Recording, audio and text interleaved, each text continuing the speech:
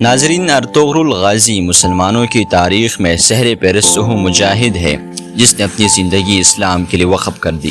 Ertugrul Ghazi کہتی ہے کہ جب ضمیر غلامی کا عادی ہو جائے تو طاقت کوئی معنی نہیں رکھتے۔ تعلیم ایک قوم کی خوشحالی کے لیے مضبوط ترین بنیاد ہے۔ پوری امت مسلمہ کا درد ہمارا درد ہے۔ حق کے راستے پر چلنے والوں کو میرا رب کبھی تنہا نہیں چھوڑتا۔ جب تک ہم اللہ کے راستے پر ثابت قدمی سے چلتے رہیں گے تب تک کوئی بھی ہمیں جھکانے کی ہمت نہیں۔ پہاڑ کی چونٹی سی دھند اور ایک بہادر کے سر سی مصیبتیں کبھی ختم نہیں ہوتی۔ اگر ہم نے آج ڈر کے مارے بزدلی کی چڑیا پھین لی تو ہماری نسل ظالموں سے کانپے گی۔ ایک دل کو جیت لینا 1000 قلعے کو فتح کرنے سے بہتر ہے۔ اگر ہم سمندر بن جائیں گے تو تمام دریا ہماری طرف بہے گی۔ حق کے راستے میں اگر سارے کائنات بھی تمہارے خلاف ہو تو بھی تم یہ یقین رکھو کہ اللہ تمہارے ساتھ ہے۔ دنیا میں سب سے زیادہ مشکلات کا سامنا حق اور سچ بولنے والوں کو ہی کرنا پڑتا ہے۔ جدوجہد ہمارے، پتہ اللہ کے۔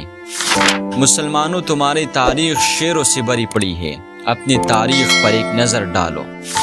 اگر اصول پر ہو تو ڈٹ جاؤ، اگر انا پر ہو تو پیچھے ہٹ جاؤ۔ جہاد فساد نہیں، فسادیوں کا علاج ہے۔ انصاف کے لیے اکیلا لڑنا پوری دنیا کا سلطان بننے سے بہتر ہے۔ پوری دنیا بھی اگر خلاف ہو جائے یہ نہیں ہو سکتا کہ ہم کسی ظالم کا ساتھ دے دیں گے کبھی۔ جنگ کے میدان میں تمہارا واحد انحصار تمہاری تلوار ہے۔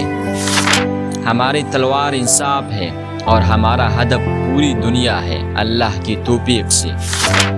یہ دنیا کسی کی ہوئی ہے جو ہماری ہوں گے۔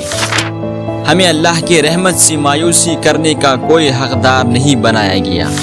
وطن تلوار سے فتح ہوتا ہے مگر قلم سے قائم رہتا ہے۔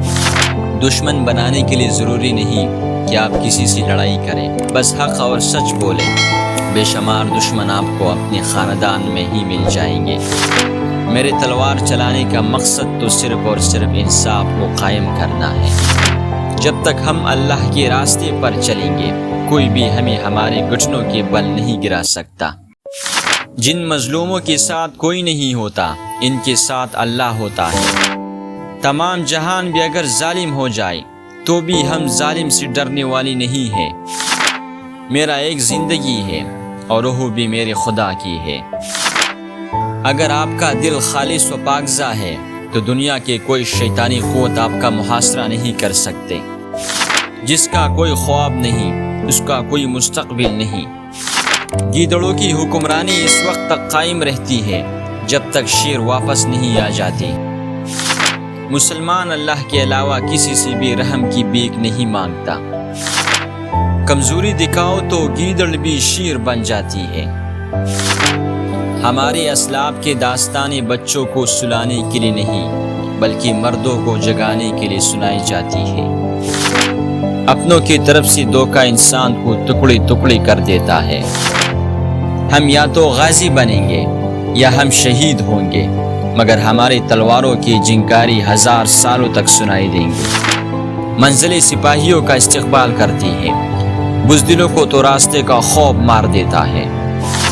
جو یقین کی راہ پر چل پڑے انہی منظروں نے پناہ دی۔